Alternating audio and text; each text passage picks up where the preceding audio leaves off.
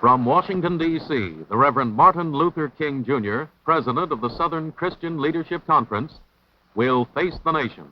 In a live, spontaneous, and unrehearsed news interview, Dr. King will be questioned by CBS News correspondent Dan Rather. Benjamin Bradlee, Washington Bureau Chief of Newsweek magazine. To lead the questioning, here is CBS News correspondent Paul Niven. Dr. King, welcome to Face the Nation. We'd like to ask you about this summer's demonstrations, the white backlash, the Senate filibuster, the November elections, and charges of communist infiltration of the civil rights movement. We'll begin the questioning in just a moment. Dr. King, back in March, you were talking about beginning demonstrations in early May in Alabama and perhaps also here in Washington against the Senate filibuster.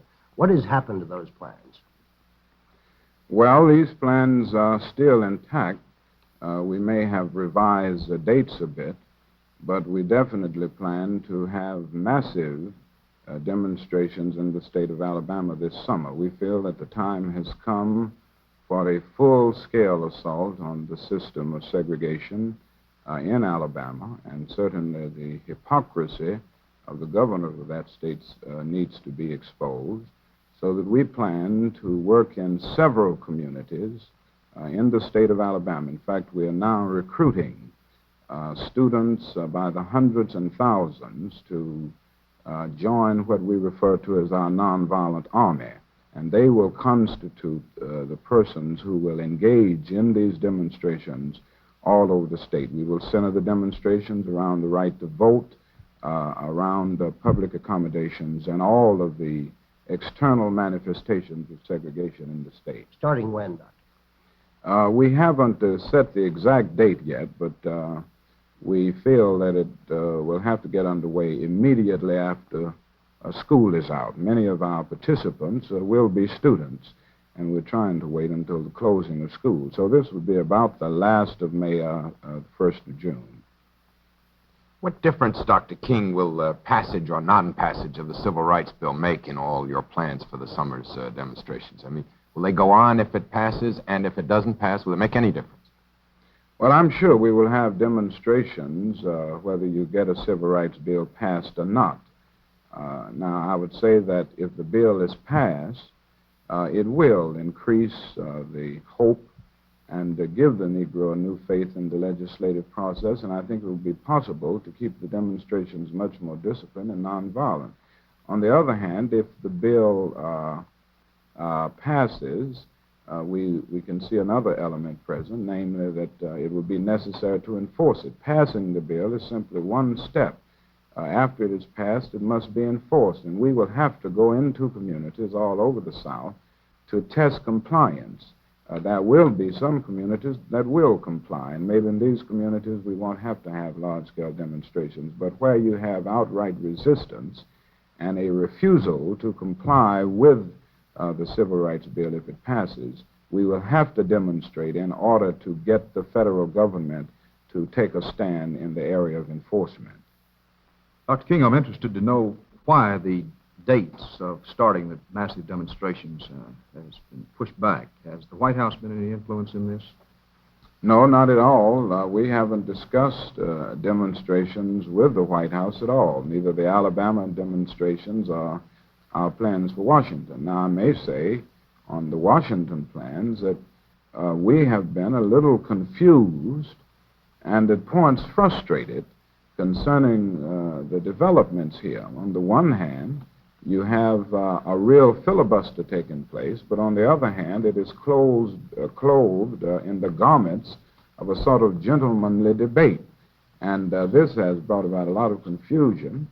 Many people watching the processes taking place in the legislative halls of our nation feel that things are moving along all right. But deep down within, I must confess that things aren't moving all right, and I'm really appalled and distressed at what appears to be a sort of behind the scenes, certainly a backdoor trading away of vital sections of the Civil Rights Bill by persons who just a few weeks ago made it clear that they would not support any crippling amendments. Who are some of those persons? Well, I wouldn't like to give any names. I would simply say that some officials of the Justice Department and some senators. I'm appalled at some of the things taking place and agreements being made with Senator Dirksen. These are crippling amendments, and the whole purpose is to so emasculate that bill that it will have no meaning. And this is confusing. I think it is unfair to the American public. It is unfair to all of the individuals who have stood out in such a forthright manner for civil rights. Which of the proposed amendments do you find unacceptable? Well, I would go right down the line. I think the jury trial amendment is certainly unacceptable. One only needs to look to the South and see that a jury, by and large, an all-white jury, will not convict a white person for doing anything to a Negro, a white person who disobeys a court order, from the De La Beckwiths of Mississippi on through Alabama and many other things taking place. So this is objectionable. I think any of the amendments that call for voluntary compliance rather than compulsory enforcement are objectionable. Because it just isn't going to be done that way, and I stand on the idea that we must have compulsory enforcement. Also, the amendments which place the burden of responsibility for suits on the individual rather than on the federal government, and this is what we see through all of the Dirksen amendments. And I think they are very bad for the whole nation, and I think those who are going along with it are really playing with dynamite and playing with the health of our nation. What kind of communication, Dr. King, are you maintaining with the Senator Humphrey and the Justice Department on the progress of this bill? I have talked with them several times since the Civil Rights Bill came into being and since the debate. I haven't had any communication, though, over the last few weeks. And I am so concerned about this now that I plan to talk with them in the next few days. With who, specifically? Well, mainly with Senator Humphrey and Senator Kiko and other liberal senators who are leading the fight for the Civil Rights Bill. How united is the Negro leadership on this bill? In other words, if these senators wanted to find out if such and such an amendment was acceptable to the Negroes, who would they talk to? In other words, are you agreed with the SNCC people and the NAACP people? Well, we've talked about this a good deal in what is known as a Unity Council of Civil Rights Leadership with all of the heads of civil rights organizations, and we all agree absolutely that the bill should pass in the Senate just as it passed in the House, and we don't want to see any amendments. There may be some technical changes in language and that kind of thing, but any amendment which changes a House bill and weakens that bill would be unacceptable.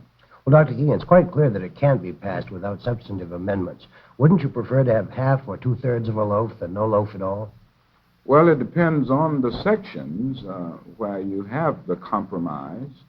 I must frankly say that the section dealing with outlawing segregation in public accommodations, the section dealing with equal employment opportunities, and the section dealing with cutting off federal funds in federally assisted projects where you have discrimination are so important that I would rather see no bill at all than a bill devoid of these sections in a strong sense. I think it would merely bring into being new hope in the Negro community, and pretty soon Negroes would come to see that they don't have anything, and we would be in a worse situation than we are now. Dr. King, do you plan to attend both of the national political conventions this summer? Yes, I do. What do you intend to do there? We have planned, we will work together in the civil rights organizations seeking to seat delegates and unseat what we consider improper representatives because the Negroes denied the right to vote in several states. And there is a real possibility that we will have a march on both of these conventions calling for strong civil rights enforcement, strong civil rights legislation in areas where we may not get it in this particular bill, and a strong stand on the part of both parties in the area of civil rights. How about the once talked about plans of holding a third convention, a civil rights convention, after the Democratic and Republican nominating sessions? Well, I have no plans on that, and I don't know whether the other organizations will follow through on it or not. Dr. King, continuing with politics just a little, President Johnson has just had a triumphal tour through parts of the South. Do you feel that the South will vote for him, support him, or any Republican candidate? I think if the election were held today, President Johnson would carry the South overwhelmingly. There may be one or two exceptions like Mississippi and Alabama, but I think he would carry it overwhelmingly because he is a Southerner. I think there's a great deal of pride on the part of Southerners because the Southerners in the White House. I don't see any Republican candidate at this point who can carry the South over President Johnson, even Senator Goldwater. What about the Republican Party generally in the North? What kind of support among Negroes does it enjoy now? Well, it will depend on the candidate. I think in this election year, more than any other, the Negro will vote for the candidate and the party that will take a forthright, determined, and consistent stand on the civil rights issue. And if a strong Republican candidate is nominated who takes a very strong position at this point, I'm sure that he can get some support in the Negro community. It is difficult to say at this point, or impossible to say, whether that person could get more support than President Johnson. I think it will depend on developments over the next few months. Certainly President Johnson has taken a strong stand now, and if this continues, I'm sure that he will get great support from the Negro voters. Dr. King, do you intend to campaign actively for one candidate or the other in November? No, I certainly don't intend to campaign for any candidate. Now, I must confess that I am moving now into what I consider the valley of decision, trying to determine whether I will do something in this election that I've never done before, namely publicly endorsing a candidate. There is a possibility that I will do this for the first time, but I don't plan to actively campaign for any candidate, even though I may endorse. Dr. King, it's often been said in the past that Negro voters held the balance in many marginal congressional districts. Well, now that Governor Wallace has shown he can get 30 or 35% of the vote in northern states, isn't it likely that the white backlash vote is going to exceed the Negro vote in many districts? I don't think so. I think this is a temporary development, and I feel that there are so many factors in the Wallace vote that we can't consider this decisive and even impressive. I think you have to consider the fact that a vote for Wallace is often a vote against the person against whom he's running. It doesn't necessarily mean that it is a vote against civil rights. And I think once you get a strong candidate campaigning and running, we will see a different picture altogether. I think the Wallace vote does reveal that prejudice is a national problem and not merely a sectional one. But on the other hand, I don't think it reveals that there is a kind of strong revolt against Negro aspirations that many people in the press are now saying. In fact, the poll just the other day, the Harris poll, revealed that the vast majority of American people are still in favor of the Civil Rights Bill, a 3-1 margin at that point. And I think this represents something, and it tells us that the backlash isn't as great as many people feel.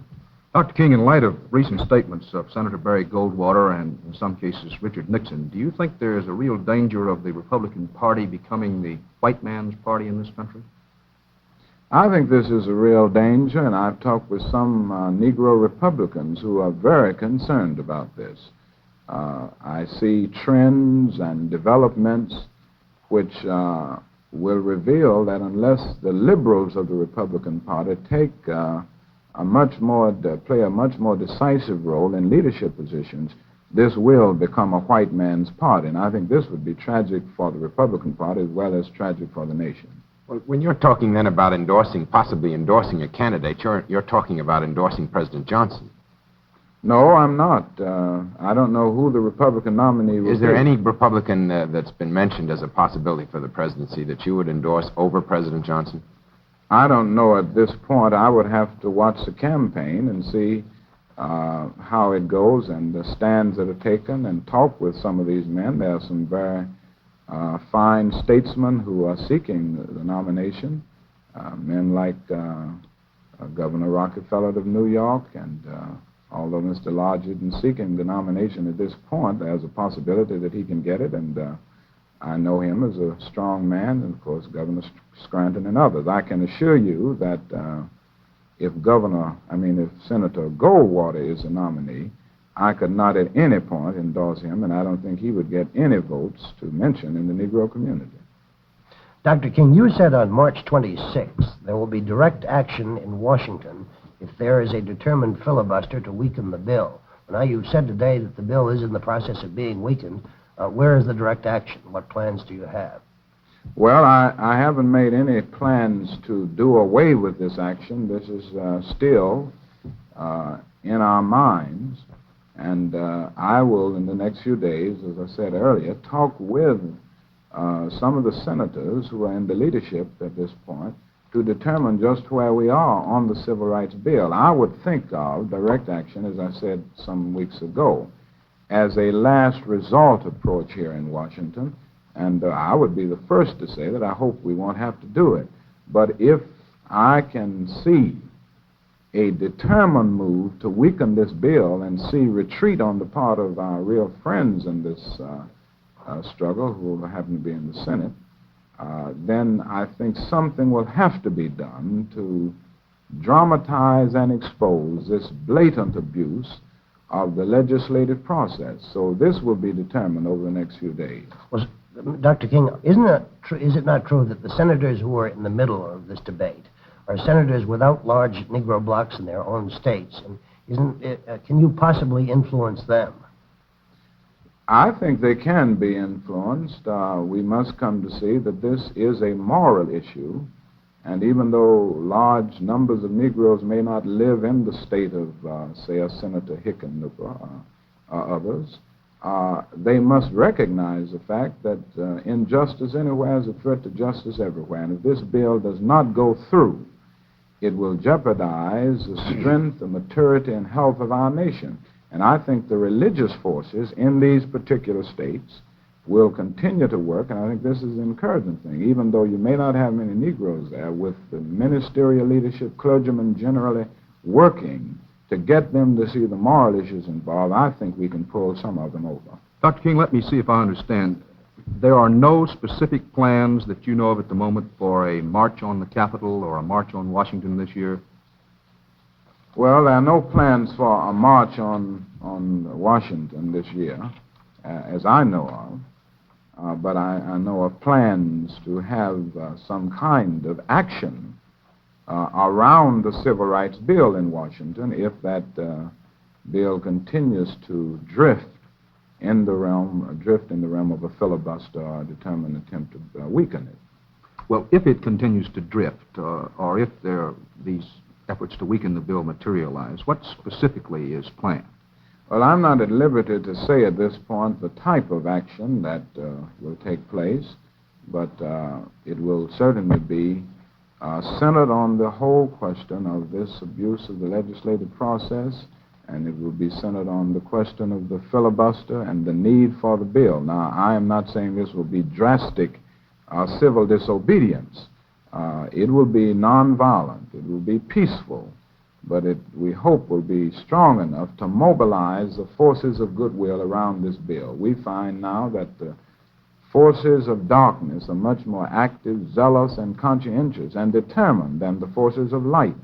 And we feel that that is a need now to mobilize the forces of goodwill in our nation behind this bill in order to counteract the developments that are taking place by the conservative reactionary forces of our nation.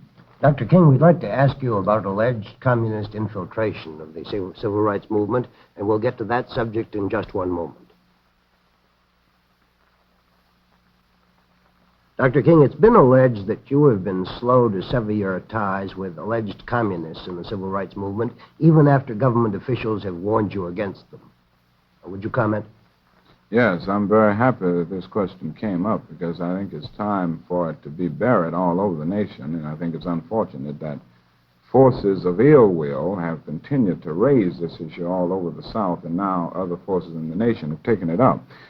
First, I'd like to say that communism is based on an ethical relativism, a metaphysical materialism, a denial of human freedom, and a crippling totalitarianism that I could never accept. It is in the Constitution of the Southern Christian Leadership Conference that no communist can be in the membership, certainly not in any official position, and we are very vigilant in grappling with this problem. And whenever my attention has been called to the presence of one who may have been influenced by the Communist Party in surrounding our organization, we immediately take a stand against it. We've had only one case where we asked for the resignation of a person who had been affiliated with the Communist Party. So I would say in general that there is no truth in the idea that communists are infiltrating the movement in any significant numbers. One or two may drift in here and there, but when you speak of infiltration, it means persons in policy-making positions and leadership positions, and this just isn't true. And I would like for those who are saying that communists are in the movement to let us know who they are so we can get rid of them, because we certainly don't want them in this movement. Dr. King, are you speaking now of your own organization or of the Negro movement generally? Are you denying that there has been considerable communist influence in the movement generally, or just in your organization? I'm denying both. I'm denying that there has been any infiltration in the Southern Christian Leadership Conference in particular, and in the civil rights movement in general. Now, as I said, there may be instances where a communist will drift into a demonstration, will drift into the movement, but this is not the main trend, I'm sure. And to say that you have infiltration means that these people have moved in on the leadership policy-making level. And I have not seen this in any of the organizations. All of the organizations, I think, have been very vigilant at this point. Well, this places you in the direct opposite position of the director of the Federal Bureau of Investigation, J. Edgar Hoover, who gave some testimony recently to the contrary. Yes, I think it was very unfortunate that such a great man as Mr. Hoover allowed himself to aid and abet the racists and the rightists in our nation by alleging that you have communist infiltration in the movement. If he had said it another way, I would quite agree with it, that we must not minimize this attempt on the part of communists to get in, but on the other hand, we must not maximize it and stress the fact that they are in the movement. This just isn't true. And I would hope that the FBI would come out and say something that I think is much more significant, and that is that it is amazing that so few Negroes have turned to communism in the light of that desperate plight. I think it is one of the amazing developments of the 20th century, how loyal the Negro has remained to America in spite of his long night of oppression and discrimination. Dr. King, has the Justice Department told you about any person that they suspected of being identified with the communism, the Communist Party, that you have not publicly removed? Not at all. Not at all. There was one person that they did identify, and he was removed, but there's been nobody else. Nobody else. The only person that they identified that had any connection with the Southern Christian Leadership Conference was removed. He's been off of our staff a long, long time. Gentlemen, I'm sorry, but our time is up. Thank you, Dr. King, for being our guest today on Face the Nation. We'll have a concluding word in a moment. Today on Face the Nation, the Reverend Martin Luther King, Jr., president of the Southern Christian Leadership Conference, was interviewed by CBS News correspondent Dan Rather. Benjamin Bradlee, Washington bureau chief of Newsweek magazine, and CBS News correspondent Paul Niven. Next week, another prominent figure in the news will face the nation.